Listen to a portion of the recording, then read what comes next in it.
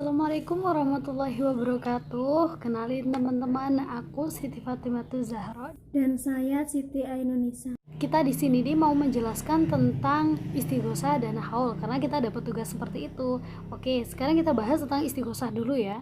Istighosah sendiri teman-teman berasal dari kata al-ghawthu yang artinya pertolongan. Al-ghawthu diikutkan pada wazan istaf'ala yastafilu istif'alan yang mengandung makna memohon atau permintaan. Jadi istighosah berarti memohon atau meminta pertolongan. Sama juga dengan al-aunu. Kemudian diikutkan pada wazan istaf'ala yastafilu istif'alan menjadi isti'anah yang artinya meminta atau memohon pertolongan. Cuman ada bedanya, kalau istighosah meminta pertolongan dalam keadaan yang sulit, kalau isti'anah al-aunu meminta pertolongan dalam keadaan yang biasa-biasa aja yang umum terjadi. Kemudian sejarah istighosah teman-teman, kok bisa ya ada istighosah? Gitu kan? Gini, sejarahnya dulu waktu Rasul sedang perang Badar itu pasukan kita cuman sekitar 313, sedangkan pasukan kafir Quraisy itu sekitar 1000. Nah, di saat keadaan yang sangat sulit ini, maka Rasul beristighosah meminta pertolongan kepada Allah. Kemudian Allah menurunkan bantuan berupa 1000 malaikat. Sok tahu. Ya tahu lah. Kok bisa ya teman-teman istighosah bisa sampai di Indonesia gitu? Gimana ceritanya? Gini ceritanya.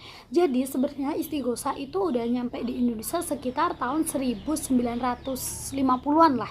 Karena apa kok saya bilang seperti itu? Karena tahun 1951 itu sudah terbit kitab karangan Kiai Haji Romli Tambim.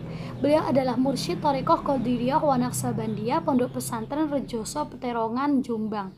Jadi beliau menerbitkan kitab yang isinya adalah susunan-susunan istighosah yang berjudul Al-Istighosah bi Hadrati Robi Al-Bariyah tahun 1951.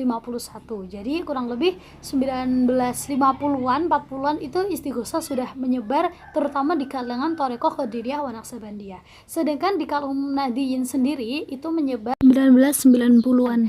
Tokoh yang ikut menyebarkan, mempopulerkan adalah beliau Kiai Haji Imron Hamzah, Rais Suriah PWNU pada waktu itu. Tata cara istighosah bisa dilakukan berjamaah, kemudian yang alone, yang jomblo itu juga boleh dilakukan sendiri. Waktunya bebas, bisa pagi, siang, malam, sore. Kemudian dalam keadaan suci, baik badan, tempat maupun pakaian. Kalau di kamar mandi boleh nggak? Ya di kamar mandi itu bersih nggak? Bisa buat sholat nggak? Kalau di kandang boleh nggak? Kalau di kandang kambing kira-kira bajunya terkena najis nggak?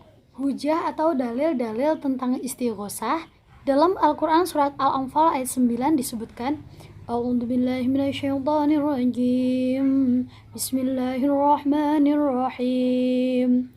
إذ تستغيثون ربكم فاستجاب لكم أني ممدكم بألف من الملائكة مردفين, yang artinya, ingatlah wahai Muhammad ketika kamu memohon pertolongan kepada Tuhanmu lalu diperkenankannya bagimu, sesungguhnya aku akan mendatangkan bala bantuan kepada kamu dengan 1000 malaikat yang datang berturut-turut. Al-Quran surat Al-Anfal ayat 9. Juga ada dalilnya tentang isti'anah dalam Al-Quran surat Al-Baqarah ayat 45. Bismillahirrahmanirrahim. Wasta'inu bis-sabri was-salah. Mintalah permohonan dengan sabar dan sholat. Hikmah istighosah bisa dilihat surat Nuh ayat 10-11. Yang pertama, ajang bertaubat. Yang kedua, akan diturunkan hujan. Dan yang ketiga, membukakan pintu rezeki. Hikmahnya lagi, menghilangkan rasa malas. Dan yang terakhir, dimudahkan urusannya. Oke teman-teman, pembahasan pertama kita udah selesai. Sekarang kita masuk ke pembahasan yang kedua, yaitu tentang sahur. Itu sahur, Siti. Kata haul sendiri berasal dari bahasa Arab al-haulu yang berarti sekitar perpindahan waktu pemisah dan setahun. Dalam Kamus Besar Bahasa Indonesia, haul berarti peringatan hari wafat seseorang yang diadakan setahun sekali. Kemudian dapat disimpulkan bahwa haul adalah peringatan tahun wafatnya seseorang, terutama wafatnya tokoh bersahaja, ulama besar, imam, torekot, dan sufi. Perayaan Haul termasuk kasus baru di Islam.